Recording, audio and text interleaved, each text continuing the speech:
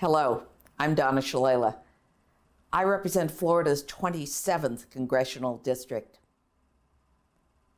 Only a few times in our history has Congress come together to pass legislation to dramatically improve the lives of the American people. Social Security, Medicare and Medicaid, the Children's Health Insurance Plan, the Americans with Disabilities Act, Medicare's drug benefit, and of course, the Affordable Care Act. We changed lives. We saved lives. Now we continue to work for the people with H.R. 3, the Lower Drug Costs Now Act.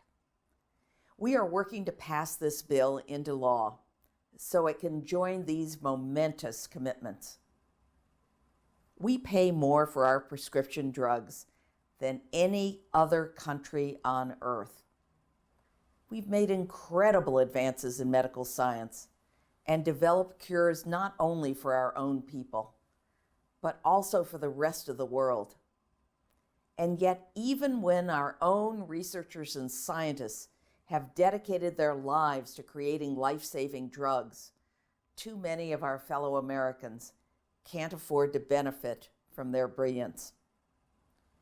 In the United States today, a disease or chronic condition can force you into bankruptcy or require you to choose between paying for medicine and paying for food or rent.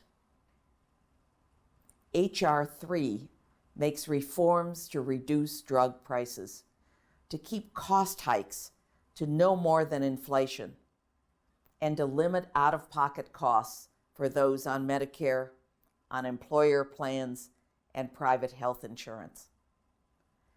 To help secure these patient protections, we will require our government to negotiate prices directly with drug companies. I served as Secretary of Health and Human Services for 8 years in the Clinton administration. I repeatedly asked for the ability to negotiate with drug companies. Only drug companies get to come to Medicare and set their own prices. Hospitals don't get to do that. Doctors don't get to do that. Home health care agencies don't get to do that. Medical equipment providers don't get to do that. Negotiation is a hallmark of good governance and a standard feature of government policy. We negotiate for everything, including military equipment and work with contractors. It's only drug companies that are able to write themselves a blank check from taxpayers. Our legislation ends that practice.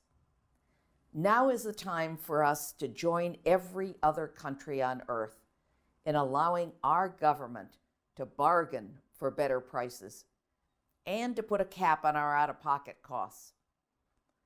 As citizens, we've always been willing to subsidize poorer countries. But subsidizing England and France and Canada and Germany and Australia and Japan, Sweden, Norway, and Denmark is not our responsibility. We are not their deep pockets. We should not pay substantially more for the same medicines than people in those countries.